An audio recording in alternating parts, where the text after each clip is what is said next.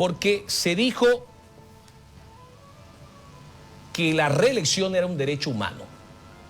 Hubo un referéndum que le dijo no a la reelección. Algunos meses o años después sale no es un pronunciamiento, sino es una sentencia de la Comisión Interamericana de los Derechos Humanos que dice que no es un derecho humano este tema de la reelección presidencial. Doctor Herrera, gracias por atender nuestra invitación. ¿Qué le podemos decir al país? Porque hay una posición inicial del TCP donde señala que las sentencias son irrevisables. Y luego el presidente del TCP cambió un poco de opinión y dijo que van a resolver todo lo pendiente y que se va a aplicar, dijo, preferentemente la Convención Americana de los Derechos Humanos. Se van a tomar en cuenta los instrumentos internacionales. Buenas noches, doctor. Hola, Junior. Buenas noches. A ver, yo tengo una lectura un tanto posiblemente distinta. La sentencia 84/2017 de noviembre del 2017 era una sentencia para ese momento cuando Evo estaba en función de gobierno, en el ejercicio de las funciones. Entonces, esa sentencia, digamos, para mí ya no tiene ninguna razón de ser ahora porque, insisto, estaba proyectada, pensada para ese momento, para darle una continuidad. Se buscaba la reelección indefinida a partir de estando en ejercicio el presidente, en este caso Evo Morales. Ahora, esa sentencia, bueno, con la salida de Evo Morales, la renuncia con el movimiento del 2019... Una apreciación, perdón. Usted dice, esa sentencia ya no tiene razón de ser. ¿No tiene razón de ser o ya no tiene efecto legal? Es lo mismo, bueno, para los efectos jurídicos, digamos, desde mi punto de vista de sentencia, murió jurídicamente. Además, digamos que era muy discutible porque en todo caso invadía competencia del constituyente, intentó modificar la Constitución, que no es función del Tribunal Constitucional. O sea, fue mucho más allá de las propias competencias que tiene el Tribunal Constitucional. Entonces, siempre fue una sentencia discutible, pero lo que yo insisto ahora es mi lectura, es que esa sentencia estaba proyectada para ese momento histórico que era el 2019, que buscaba habilitarlo Evo Morales como que lo habilitó para la postulación al 2020. En el 2021, además de esto que yo acabo de decir, que tenía un nombre y apellido esa sentencia, buscaba la habilitación o la perpetuación en el poder de Evo Morales y Álvaro García Linera. Además de esto, que ya obviamente al romperse, digamos, con la renuncia, en este caso las primeras autoridades del país, hasta ahí yo creo que hasta ahí vivió la sentencia y de ahí para adelante ya es una sentencia que no tiene razón de ser. Pero además de esto es que en el 2021 sale lo que se llama una opinión consultiva de la Corte Interamericana de Derechos Humanos. Esta opinión consultiva que representa al sistema interamericano dice de que la reelección no es un derecho humano y por lo tanto automáticamente cae, mata o vuelve a matar, si vale el término, a la famosa sentencia 84/17. Por lo tanto, desde mi punto de vista, en este momento, la reelección indefinida no es un derecho humano, está totalmente aclarado, es una opinión consultiva vinculante, quiere decir obligatoria para todo el sistema interamericano, ¿ok?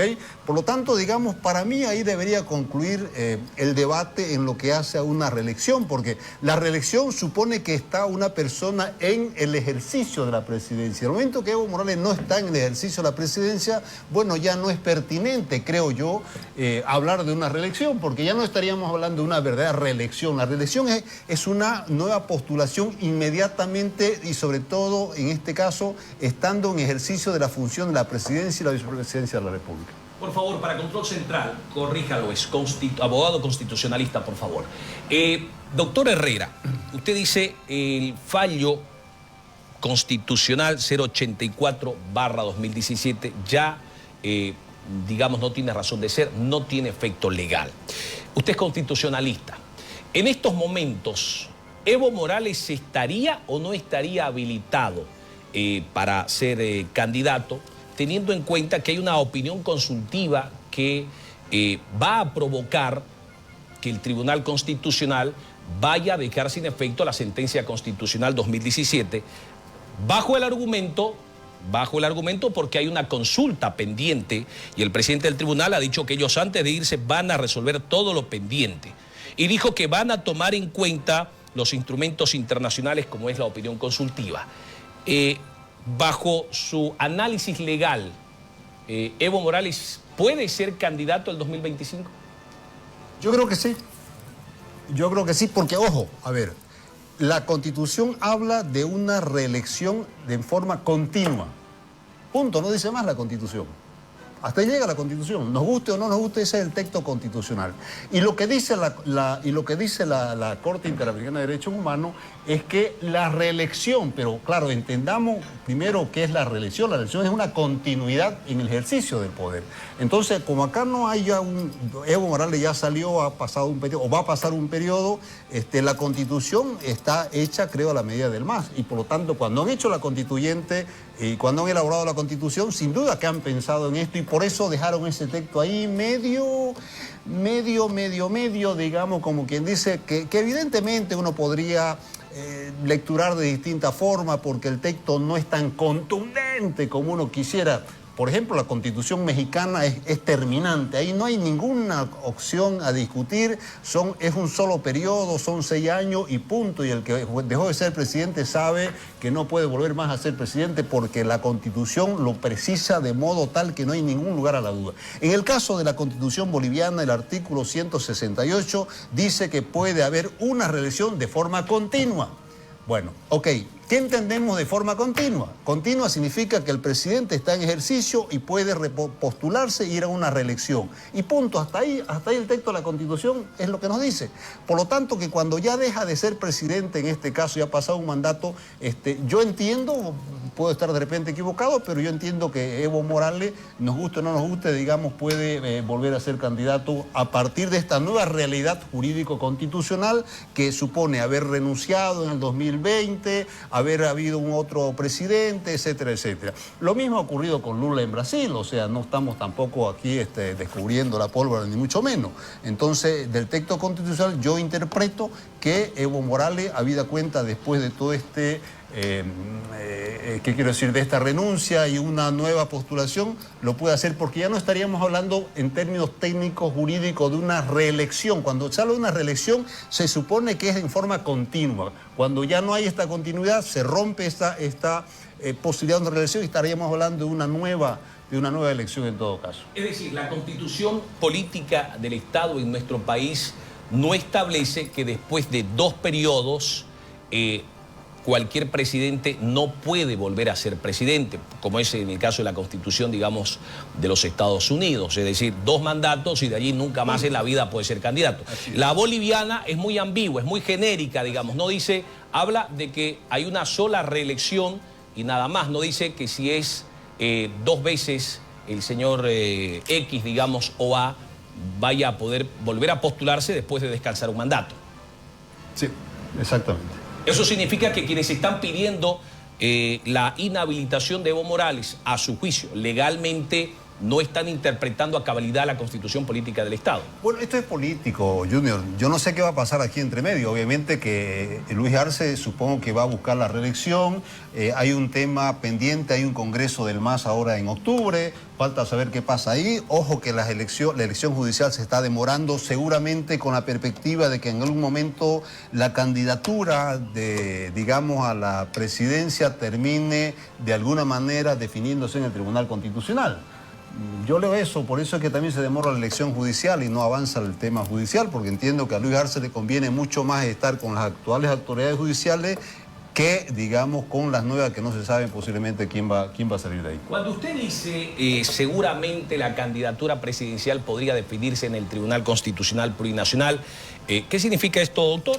¿Eso significa que se podría habilitar, inhabilitar a algunos y a otros? Es que el Congreso puede habilitar a uno e inhabilitar a otro. Entonces esa inhabilitación o habilitación en su caso va a terminar de alguna manera, creo yo, resolviéndose en el Tribunal Constitucional.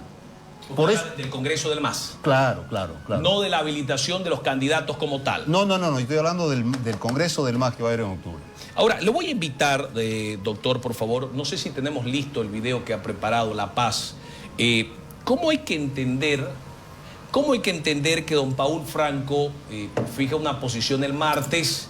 Salen los medios, replican lo que ha dicho, habla Evo Morales, habla la gente del MAS y el miércoles cambia totalmente de opinión. A ver, lo invito a que veamos este video y luego le pido su opinión, por favor. El Tribunal Constitucional no responde a pedidos, el Tribunal Constitucional lo que resuelve son causas. La sentencia 84 pues está vigente, ¿no? Mientras no exista otro fallo constitucional, la sentencia ha de seguir vigente. Lo que se debe acudir también es a verificar también otros instrumentos que hubiesen emergido de manera posterior con relación a la misma. Sin embargo, las sentencias constitucionales son irrevisables. Como siempre insisto, si no se conoce una sentencia hacia afuera porque no ha sido debidamente notificada, la misma se encuentra en trámite. Entonces nosotros estamos ya prácticamente encarando un proceso de transición, y un proceso de transición implica que tengamos que resolver todo lo pendiente, y entre lo pendiente pues existen todavía bastantes causas. Todas las opiniones consultivas que emite el Sistema Interamericano de Derechos Humanos constituyen una fuente. Entonces, en ese sentido, al ser parte del Corpus Juris Interamericano, las mismas se pueden considerar dentro de un caso concreto. Entonces, el día que nosotros tengamos que resolver un caso concreto, donde se tenga pues que analizar cualquier opinión consultiva, donde se tenga que analizar la aplicación preferente de la Convención Americana de los Derechos Humanos, del Pacto Internacional de Derechos Civiles y Políticos, del Pacto Internacional de Derechos Económicos, Sociales y Culturales, y todo aquello que emerge del Corpus Juris de Derechos Humanos, así lo vamos a hacer. ¿Cómo hay que entender, doctor Herrera? Dice el martes son irrevisables las sentencias y el miércoles dice no, que se va a tomar en cuenta la opinión consultiva de la CIDH. Quiero creer que se había olvidado el presidente de que las opiniones consultivas son vinculantes, por lo tanto lo que hace ahora a último momento es reconocer el carácter vinculante de la sentencia, de la opinión consultiva y de la sentencia y la jurisprudencia del Tribunal del Sistema Interamericano. Y por lo tanto el Tribunal Constitucional no puede ir, digamos, al resolver una causa, no puede desconocer en este caso las resoluciones y la jurisprudencia del sistema americano, porque cuando se suscribe un tratado, como es el caso de la Convención Interamericana de Derechos Humanos, pues bueno, el Estado asume el compromiso de honrar ese tratado. Entonces acá lo que se hace es precisamente eso que ha dicho el presidente del tribunal, que en los casos posteriores, cuando tengan que resolver un asunto, por supuesto que van a tener que tomar en cuenta la jurisprudencia del Sistema Interamericano de Derechos Humanos. Es decir, no es optativo, es vinculante y obligatorio. No es que el TCP quiere, le gusta o no le gusta. Tiene que aplicarlo sí o sí la opinión consultiva de la CIDH. Don William, usted es un abogado constitucionalista, si no me equivoco, creo que estuvo algún momento igual en el TCP. ¿Cómo ve este tema de las elecciones judiciales? Este año no hay elecciones judiciales, lo ha dicho el Tribunal Supremo Electoral, pero resulta que los magistrados tienen que irse el 2 de enero. ¿Cómo ve la situación y qué se podría hacer? Porque hay quienes señalan que el mandato no se puede ampliar. La otra manera sería una designación mediante decreto de manera interina, y la otra es que no haya quien firme las sentencias y se queden, digamos, los administrativos a esperar que hayan elecciones judiciales. Pero allí se vendrá una tremenda carga procesal, ¿no es cierto? No sabemos, la verdad es que yo también quisiera saber, no tengo la bolita mágica como para decir va a ser este el camino. Lo cierto es que sí, que es verdad que las elecciones judiciales están en un punto muerto, es verdad que el 31 de diciembre cumplen los actuales magistrados y tienen que irse, y que el 2 de enero estaba previsto o está previsto, digamos, constitucionalmente que se puedan posesionar a las nuevas autoridades que hubieran sido elegidas. Definitivamente el proceso eleccionario se va a postergar, y eso supone que se va a tener que postergar, digamos, el traspaso del mando, por decirlo de alguna manera. ¿Qué va a pasar en el interín? Va a depender mucho qué es lo que haga la Asamblea Legislativa. Puede sacar una ley, lamentablemente puede nombrar interino, el ministro Lima dice que no va a nombrar, que no va a haber decretazo, que no va a haber ley corta, pero nunca se sabe con la clase política, es una decisión política, pero yo insisto lo que decíamos al principio, de que el tema de la elección judicial para mí está vinculado a qué es lo que resuelva el Congreso del MAS en octubre, porque el Congreso del MAS en octubre va a ser muy importante, muy relevante para los efectos de quién va a ser en definitiva el candidato o los candidatos que pudieran ir a las elecciones del 2025. Y por supuesto, posiblemente tendrán que habilitar a uno, inhabilitar a a otro, no se sabe, expulsar a uno, vaya a saber qué es lo que va a pasar en el Congreso. Entonces, dependiendo de qué es lo que se decide en el Congreso, esa decisión en algún momento va a tener que ser revisada y en su caso revocada, no sé, habrá que ver a través del Tribunal Constitucional. Lo que yo veo es que el gobierno, Luis Arce, está apostando a que sean las actuales autoridades las que tengan que resolver cualquier conflicto que se pudiera presentar en el Congreso, además en octubre de octubre, el mes que viene. Entonces, por eso es que creo yo, no le interesa al gobierno de Luis Arce avanzar en el tema eleccionario, esperando primero qué es lo que pase en el Congreso del mes de octubre. Como constitucionalista, doctor Herrera, ¿cuáles son los caminos que podrían darse? Porque hay que analizar algunos caminos, digamos, legales para no dejar sin justicia a los bolivianos. Las elecciones no serán antes del mes de febrero, así como están las cosas. Hay en la historia jurídica del país, alguna vez nos hemos quedado sin altas autoridades del Poder Judicial por 30, 60, 90 días. ¿Eso es posible o no es posible? Legalmente, ¿cuáles son los caminos, doctor Herrera? A ver, Junior, en el año 2007, 2008, estuvimos 2 años en Tribunal Constitucional. ¿Cuándo? Creo que fue el 2007, 2008 o 2009. Cuando hubo el proceso de la Constitución, la transición, cuando se quedó Silvia Salame solita en el Tribunal Constitucional, 2 años estuvimos en Tribunal Constitucional. No estoy diciendo que esto sea lo mejor, pero simple, si me pides una opinión, te quiero recordar que hay ese antecedente. Y después también Evo Morales ha nombrado autoridades interinas. Eso fue, creo, por decreto.